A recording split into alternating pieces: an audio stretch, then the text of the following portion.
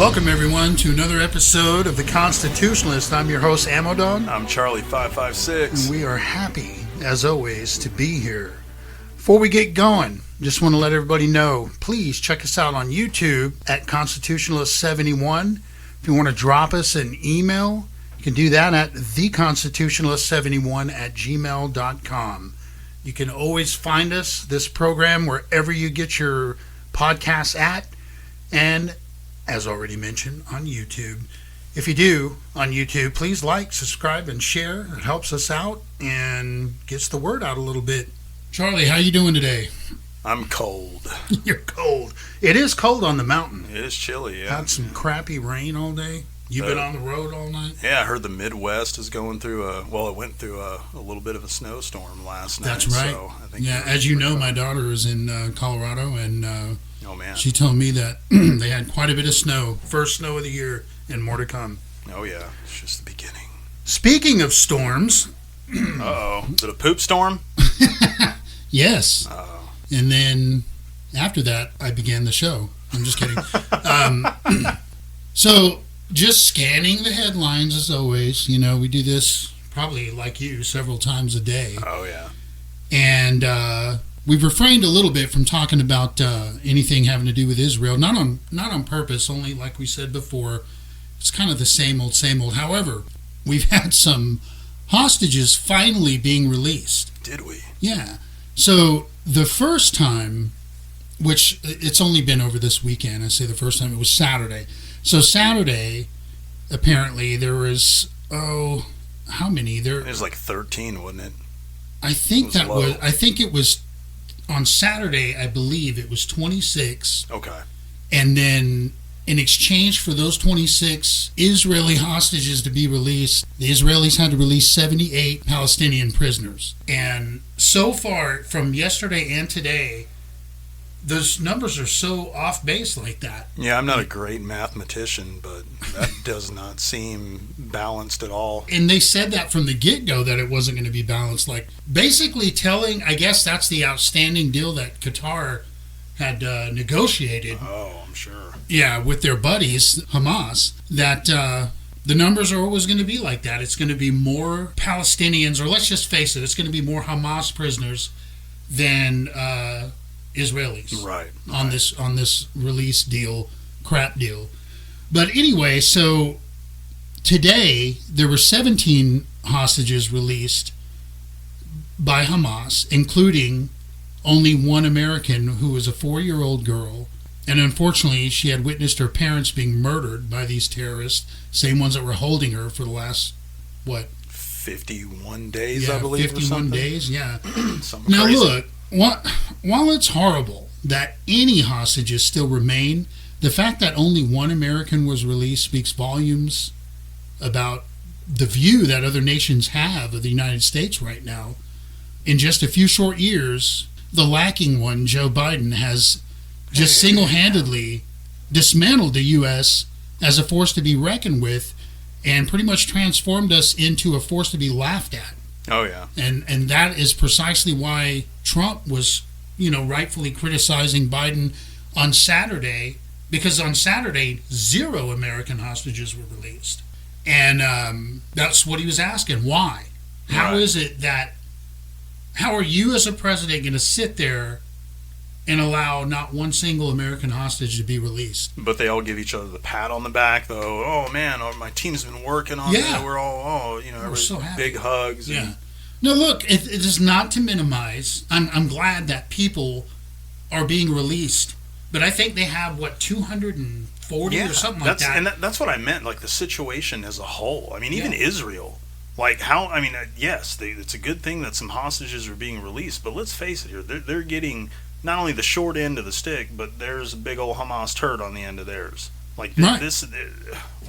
Well, and the thing is, this hostage swap of, because I believe today it was, like I said, it was only 17. Look, you're talking about 17 scared, non-combatant Israeli, one American, some Russians, some Thai nationals. Right. These are not combat, people. Innocent civilians. Yeah, these are scared, hungry, tired, probably abused, physically and emotionally, citizens. In exchange for 39 today Palestinians, most likely terrorists, who are going to be right back on the Gazan streets. Meanwhile, our military continues to be attacked, even during this it's not prisoner exchange, even during this hostage exchange thing. Our guys in the Middle East by Iran at different bases throughout the Middle East are being attacked. Oh, yeah. All the while. At least up to 150 times now. Right. With very minimal response by the United States, doing zero damage other than some buildings that mean nothing to them. Our guys are getting injured, some severely, I've heard. Mm-hmm. There isn't, that I know of, I don't know of any injuries or casualties on the Iranian side or Syrian, whoever they're proxying these strikes out to. They're all magically unoccupied warehouses and buildings, but yeah, all the while all of this is going on, Hamas gets those several days in a row to regroup, resupply. Yeah. And I'll tell you, with our military getting attacked like that at the exact same time that deal is going on with hostage exchange, to me, and I know to a lot of you out there, these guys, the ones who are attacking our boys and girls in the Middle East, they're undoubtedly emboldened by, once again, the weakest president that this country has ever seen, probably since Carter, which is probably the main, one of the many reasons for Biden's plummeting freaking poll numbers. Oh yeah. I don't know if you saw that it was pretty much today. I was seeing that, and currently Trump sits at 50% on the national polls to Biden's 46% nationally. Mm-hmm. Okay, with swing states moving further and further away from Biden, Trump currently trumps in practically every poll available in the country right now, with nearly all demographics running as fast as they can away from Biden. Because I'll tell you, dude, we talk about it all the time. They want you, or they try to convince you that you're stupid. But Americans are not stupid. They can see for themselves what's going on. You've got the black demographic, the Hispanic demographic, women, all of those leaving in droves. And I think there was even higher numbers for those for Trump for the first time in voters under the age of 35. That's true. I heard that today. Yeah. Yep. So, I mean, these are great things for Trump. Come on over, the water's fine. These are great things for Trump, but this dude hasn't even finished a term yet. Yeah. And he has hemorrhaged his support base out. Oh, yeah. You know what I mean? On multiple levels, yeah. And never mind at the cost of gutting our military, their capabilities. You got recruiting that's down the tubes. Yeah. You know what I mean? They can't. We had to get the rock in. We had to get the rock on Capitol Hill to figure out how we're going to boost Army numbers. Oh yeah, that makes me want to sign up again, staring at the rock. I don't know, man. Wait a minute, let me raise that eyebrow. What about now? Can you smell what the recruiters have been cooking? The only thing higher than my eyebrow is the inflation rate. That's right. But yeah, they've huge recruiting problems. Right. I'm going to try to do this. I didn't have anything written down for this, but they let go thousands and thousands. They forced them out for not taking the COVID vaccine. Right. Okay. When they did that, they either knowingly or unknowingly shot themselves in the foot, because no one is taking their place. No one is lining up at the recruiting offices of any branch to come up with the numbers they need to have a sustainable fighting force between all the branches. They're very hopeful, though, that the ones they kicked out are going to come back. Well, they sent them letters. Yes, they're pleading. Sent them and rightfully so. A lot of them are just giving them the middle finger, going, no, I'm not going in. Yeah. No one wants to go back in, right? First of all, there's a lot of them are still waiting on their pay. You know, their pay has been held up, and it's like their final type pay, you know, from when they were in. That hasn't happened. Now they're trying to bait these guys to come back in, and girls. And look, no one wants to be a part of this woke military bullshit that's going on. No. They just don't, and I don't blame them. I saw the writing on the wall. Thank God I got the hell out when I did. Man, oh man. Yeah. So, I don't know. Well, I mean, there is a little bit of good news. Well, I'll be glad to hear that. In the midst of the Israeli-Hamas conflict, rampant inflation, wide open borders, all of the stuff you just mentioned. Wide open borders. Huge, wide open. Fox News was able to grace us today with a little bit of tidbit on the newly crowned King of England, King Charles. Yes, and I was so thankful that I got to hear this information today about some of his royal routines. My favorite one of them all was his nightly routine, where he gets somebody to squeeze out exactly 1 inch of toothpaste onto his toothbrush for his nightly brushing. And he's only got like 3 teeth, right? There's that. But I don't know. It was inspiring. It was so inspiring that like a little ditty came to mind. I play a little guitar, sing a little bit. This little ditty came to mind, and some tune I heard somewhere. I don't know. But the whole time I'm just thinking to myself. You want to hear it? I do want to hear it. I'm thinking to myself. You brush your chiclets with U.S. measurements. Never forget we whooped that ass. U.S. measurements, people. Not in centimeters. He did it in inches. 1 inch of toothpaste. So even the king knows, right? Does everybody agree with me out there? Oh, come on. No, there's no need for that. Thank you, guys. Oh, stop it. I appreciate it. Wow. Thank you, Fox News, for Because there's nothing else going on. Yes. That we don't we don't need to be informed of. Right.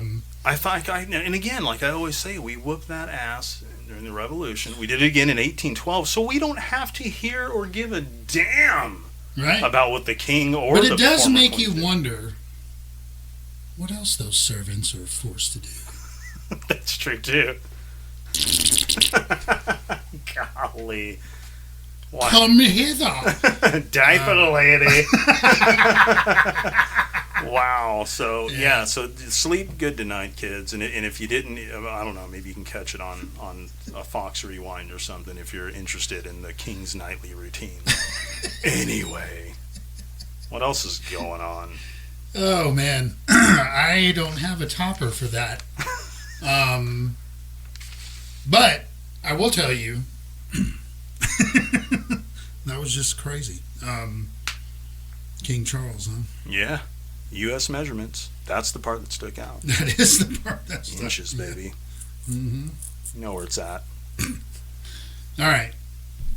So, you remember Derek, is it Chauvin? Chauvin? Look, we're from South Louisiana. We're Cajuns. We say Chauvin. We're going to call him Chauvin. Yeah, man, he's a little Chauvin. Mm-hmm. Anyway, Derek Chauvin, he was the cop, if you remember, that was convicted of the murder of George Floyd, who was the patron saint of fentanyl. So the other day he got stabbed in federal prison, right? I heard that, yeah. And he's supposed to be in serious condition. The thing about this, he's been in prison for a good while now. Mm-hmm. It was only recently that Chauvin's attorney requested an appeal for his case after the autopsy report from Floyd revealed 3 years later for some reason that Floyd died of fentanyl or drug overdose. Mm-hmm. And it literally said with no signs of any asphyxiation or any internal or external injury. So for whatever reason, the U.S. Supreme Court denied the appeal. Now, a few weeks later, he gets stabbed and taken out. Should I put the tinfoil hat on, or? Well, I mean, absolutely. Awfully weird, ain't it? Well, it is, so it of course, probably a ton of things come to mind, but look, somebody is afraid that he's going to get his case turned over and write a book, speak freely. Write a book, possibly, or they're going to have to paint over that hideous freaking mural of Floyd, on the street corner. make Nancy Pelosi look like an idiot for what she said. Do you remember what she said on the topic? Yeah. She was like, "Thank you, George Floyd, for sacrificing your life for justice." He didn't sacrifice his life for justice, you old hag. Like, come on. Yeah, it's awful damn fishy. That's for sure. It is. The whole I mean, it just proves that justice is no longer. I mean, well, we already have many cases of it, but just another example how justice isn't blind. Right. The true autopsy report comes out. That man is still in prison. Nothing is being done. Well, and what they're saying is that the Supreme Court said no, we're not going to appeal this or allow this appeal to go through because he admitted guilt. That is what I heard. Is Right. that because he admitted Those are federal that, charges. Yes. Yeah. But to me, I'm like, look, if you're on trial and you've got experts saying this guy died because someone kneeled on his neck, so who's the only someone who knelt on his neck? And Chauvin's there going, well, hell, I guess I did it. Well, yeah, because the fake autopsy is shown as evidence, and right. then he's okay. Well, I guess I'm guilty of it. But if that changes and you have a legal sign by the coroner autopsy saying that he died of a drug overdose rather than any kind of asphyxiation due to someone kneeling on his neck or any other place, right? Then to me that should at least warrant an investigation. And I think or explore the idea of an appeal, right? Or maybe another trial based on this new evidence. Come on, a guy's life's on the line here. Well, yeah, and I think in any other circumstance, that's exactly what would have happened. However, you know exactly what would happen if it was overturned. Minneapolis or Portland, New York, all these places that burned before are going to burn all over again, and you know it. Yeah. And they're scared. Yeah. They're scared shitless of being anti-woke. That's right. That's right. all it is. And I'll tell you though, everything that you said is 100% on point. But another thing this does is it sheds a little light because it's one more shit feather in the cap of the federal prison system. Right. If you look at some of the crazy stuff going on in the federal prison system, they got issues, man. You got Epstein's suicide, right? Yeah. Where and I'm totally finger quoting here on suicide. You remember Larry Nassar? He was the U.S. gymnastics doctor convicted of sexual assault. Yeah. For the U.S. gymnastics team, females. Mm-hmm. He was stabbed in prison. The Unabomber, Ted Kaczynski, he committed suicide right under their noses. Right. I don't know. And then recently, I mean, you had a Tucson inmate, a federal prison over in Tucson. Inmate pulls a weapon out, a gun, in the middle of visitation hours, threatens a visitor, even pulls the trigger, but the damn gun misfires. Right. So they have to wrestle it away from the guy. And I'm like, how in the hell is this inmate getting a weapon in the federal prison system like this? Never mind the sexual abuse and other crimes by the staff that goes on and on every day. And also, to make you smile even more, they get $8 billion every year of your taxpayers funding. So, oh yeah. Well, if it's government run, you know how it's gonna turn out. Absolutely. Anything with the government. Yeah. Good Lord. Speaking of the government running things, ruining things. Left out. Did you hear about Biden invoking wartime powers to promote electric appliances? Mm-hmm. Yeah, so, I mean, what's that about? We're talking about the Defense Production Act. Right. It's been around since 1950, and it's been used plenty of times. I mean, hell, in emergency situations, right? Mm-hmm. I mean, even President Trump used it during the COVID crisis to, get like GM to make more ventilators, things like that. Yeah. Whether it was the pandemic or not, it was used it's supposed to be used for emergency purposes. Excuse me. Yeah. Just goes to show you how much they are trampling on that Constitution. Any way they can, where executive can make a law, the judiciary can make a law, they're going to do it.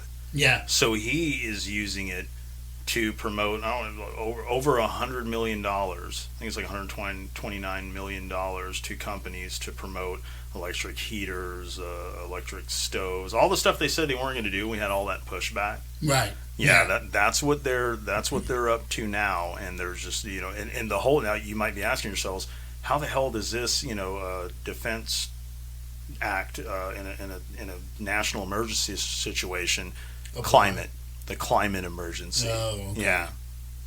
It's not. Now, I heard that, for all you libs out there, I was listening to that and driving my big gas guzzling V8 Ram, spitting out all those carbons into the environment. That's okay, because they were on jets flying to the latest climate convention. I'm John Kerry, and I have a plan about that too. Smell my chemtrail and fear me. Exactly. Yeah.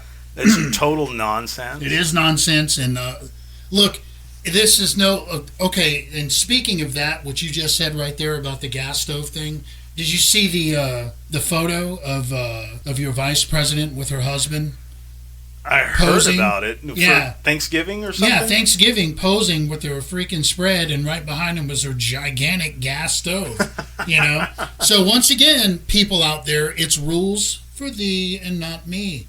That is, you hear that a lot, but it's the absolute truth. That's what's going on. None of the rules that they impose on you or me will be followed by them. That's why, and I made it as a joke with sniffing chemtrails, but it's a God's honest truth. They want to cut down on what you can do in your personal life. They want you to cut down on air travel. They want you to not have a gas stove. They want you to not heat your home with gas, while they will be doing every single one of those things. Absolutely. Without a doubt. And as far as invoking the Wartime Act thing, look how they treat FISA, utilizing FISA, which is meant to, as a means to monitor foreign enemies that are within the United States, and they used it to spy on the Trump campaign. Exactly. And still have not answered on the justification of that. Absolutely not. I don't know. Not when you got, bunch of loose cannons, and look, the numbers reflect those poll numbers. For anybody out there who thinks that, oh God, they're just, these numbers are skewed. They're skewed to make Trump look good. Look, Trump hasn't even been to a single debate. One of these was a CNN poll. That's right, yeah. At least one. And they turn around and downplayed their own damn poll right after it. Right. Freaking idiots. But, it's the God's honest truth. The polls, for anybody who's saying that it's skewed to make Trump look good and Biden look bad, there are multiple polls. All out there from... mostly liberal leaning. Yeah, they're the ones that are taking them all the time. Yeah. Hell, look at Axelrod begging Biden to step down and put someone else in there. They see the writing on the wall, man. They know what's going to happen. And look, and here's the thing. This election last year, I don't give a damn. I've said it on here before. I'll say it again. It was stolen like a freaking loaf of bread in Afghanistan. Aladdin did it. Exactly. I will never believe otherwise, right? So when you consider that, you have to consider the possibility that they're going to do that again, or at least try. But what makes it a little more difficult for them to do is the performance of one Joe Biden.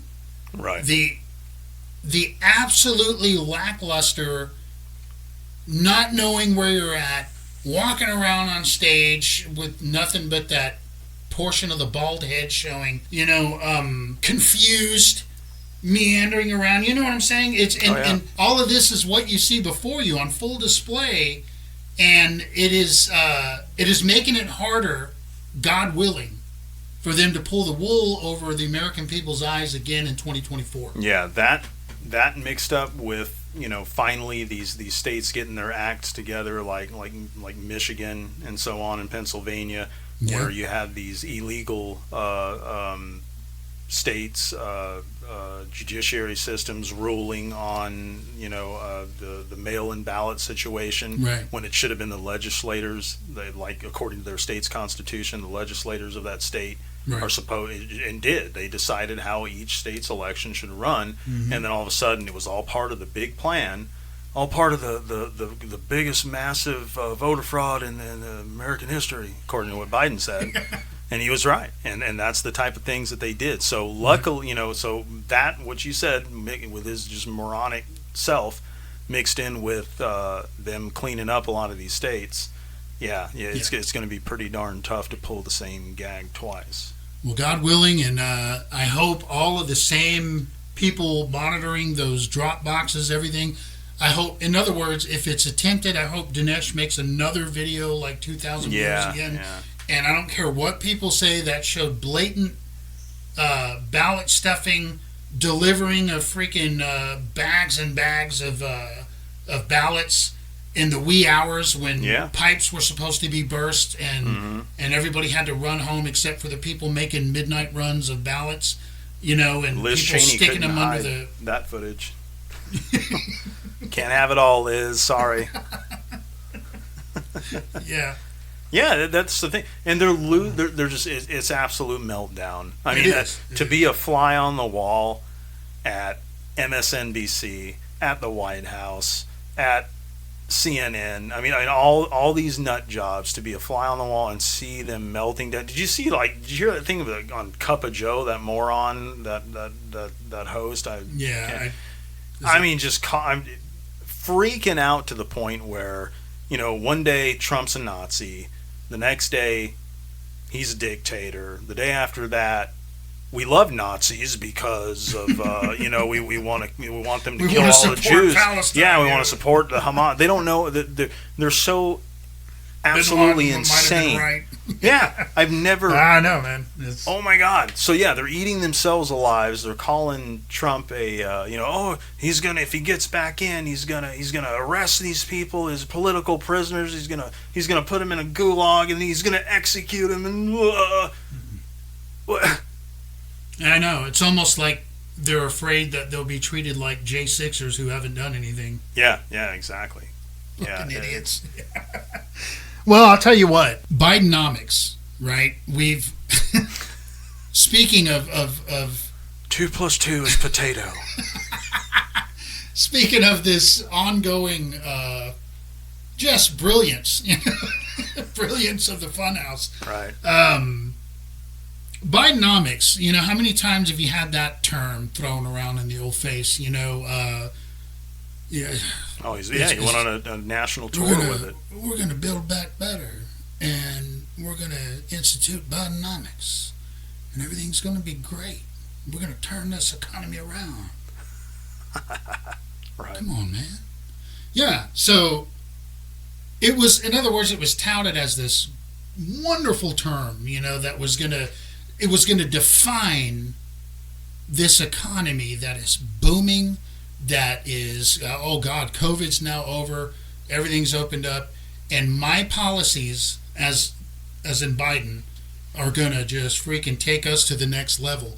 Well, today, Bidenomics is now a negative word among the Dems. They're not allowed, or I won't say they're not allowed, but it is being frowned upon to be used. This is being leaked out of pretty much every portion of his administration. The Ancient One himself is being coached to stray away from that word. Is that right? Now, as we said, it was supposed to be this great title, right, to celebrate the amazing economy. Listen, the economy sucks.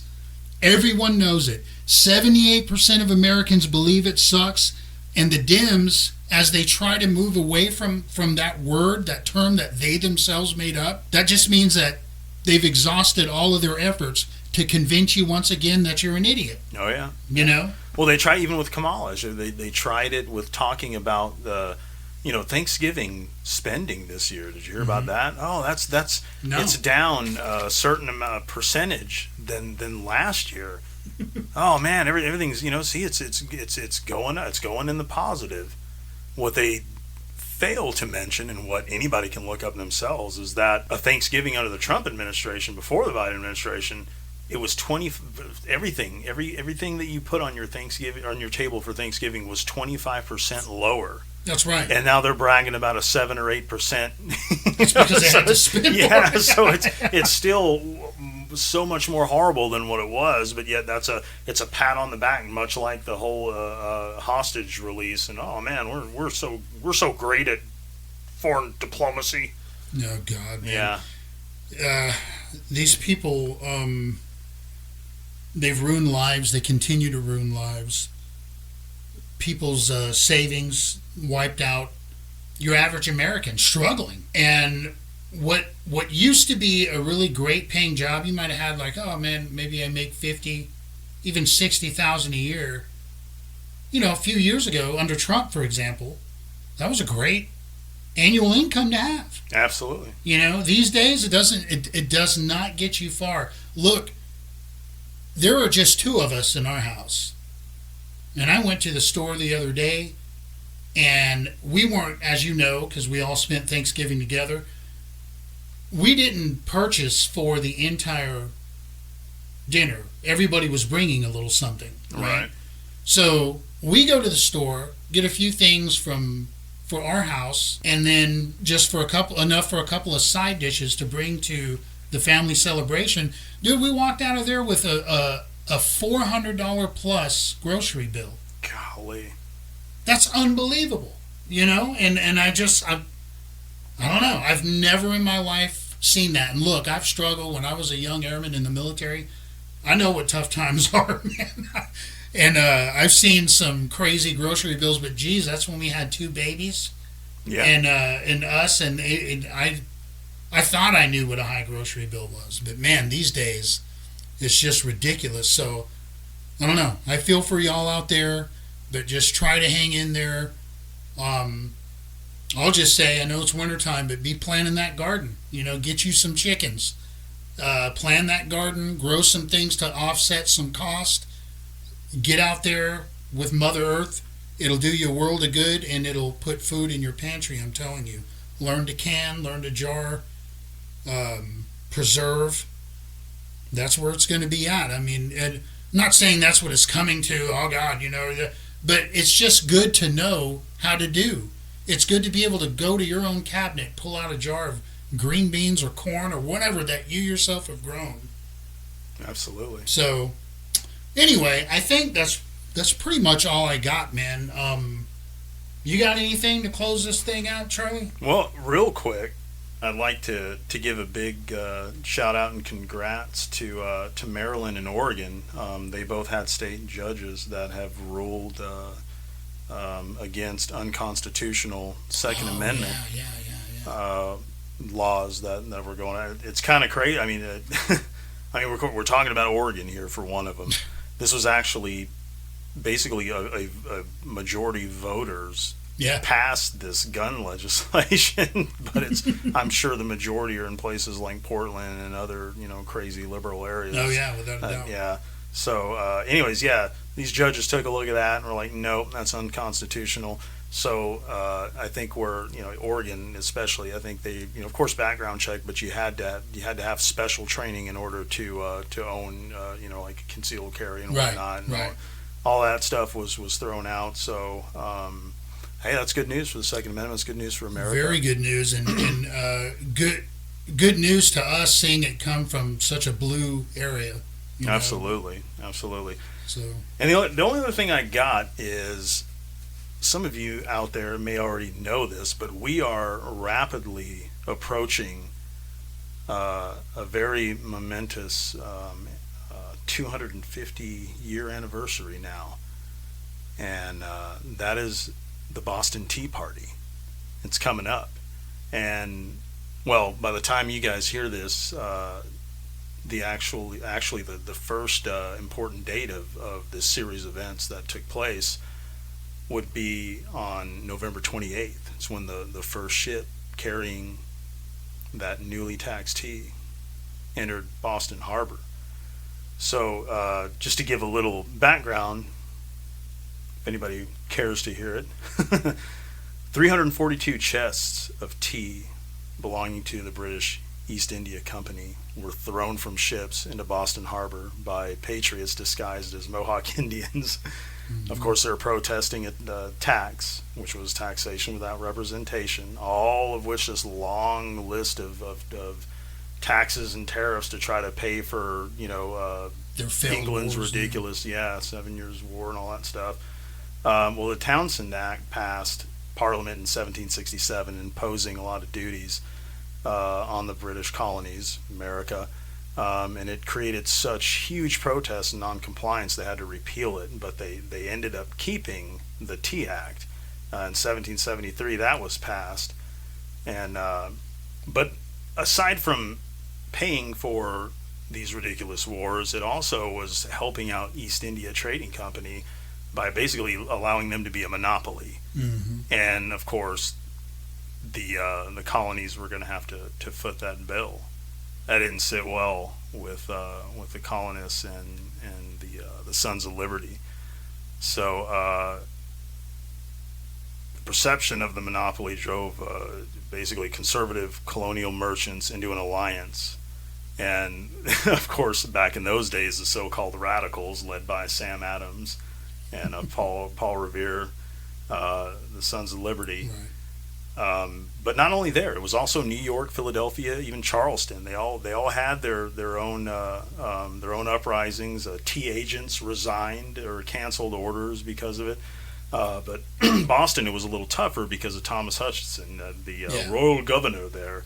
Mm-hmm. He was kind of tough cookie there for him. So these three arriving ships, the Dartmouth, the Eleanor, and the Beaver, he was going to allow them to go ahead and bring that tea in. Now, mind you, this is just like the War of Independence. This was after pleading with the government, both colonial and with the king and Parliament, but of course to no avail. So, and after the third ship had docked, it now brings you to December 16th, 1773. Took about 60 men to do it, but they snuck onto the wharf, onto those ships, and dumped all that tea, of course, in what would be the Boston Tea Party. Of course, in retaliation, Parliament passed what was known as the Intolerable Acts, and shut off the city's sea trade. Lots of harsh treatment. They put a new governor in there. It actually, things got a lot worse before they got better. Mm-hmm. Of course, that only obviously helped to drift the colonies into what would be the War of Independence. So, anyways, it is. It's a huge thing, and it's coming up. Even the first. I mean, basically, here's what I want y'all to think about. In closing, it's amazing to think that around this time, on this very day, the men of the Sons of Liberty looking out into the waters of Boston Harbor, waiting for the signs of the first ship carrying that tea to arrive. And no doubt their hearts were filled with anger of taxation without representation, but also determination, bravery. And in those coming weeks, those men, along with dozens of other brave patriots, would conduct one of the greatest acts of protest in the history of this country. And like we talked about, Britain would fire back. The new governor, more ruthless than the last, and of course they'd hand down the Intolerable Acts. But of course history tells us that only further emboldened the patriots and strengthened the cause as our would-be nation inched closer to revolution. So anyway, my fellow patriots out there, I ask you to reflect on this upcoming anniversary. And of course we give thanks and we honor the brave founders and patriots that made their stance against tyranny. But I also ask you, what would it take? What would it take for any of you to reach the same boiling point that reached the Sons of Liberty and the rest of our founding fathers? What would it take you to label a tyrannical event in today's time maybe as your Lexington Concord moment? What about our Lexington Concord moment as a country in modern time? What would it take? What has to happen? What liberties are left that you're willing to give up before you say that's enough? Or what liberties to take from your children and their grandchildren maybe? What would it take? If you think I'm trying to plant little seeds of freedom inside your mind for you to ponder on, then you would be correct. I only hope those freedom seeds will germinate and grow tall, strong, and unwavering into a deep-rooted tree of liberty that even Thomas Jefferson himself would be proud to gaze upon. That's about all I got. You guys stay warm out there, stay frosty at the same time. And what you got, Ammo Dog?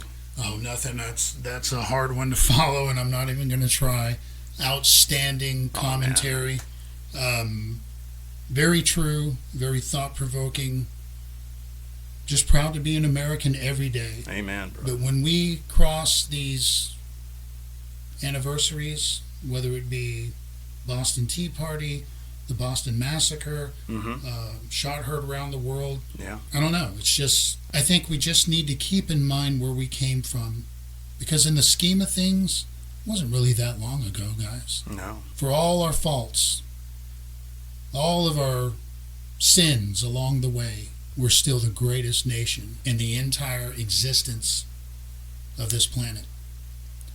And I, for one, am absolutely proud to be an American. I will die being a proud American. And God bless us, and God bless the United States of America. Amen. So, you guys take care. We will see you next week. Yeah. Right? And good times. Absolutely.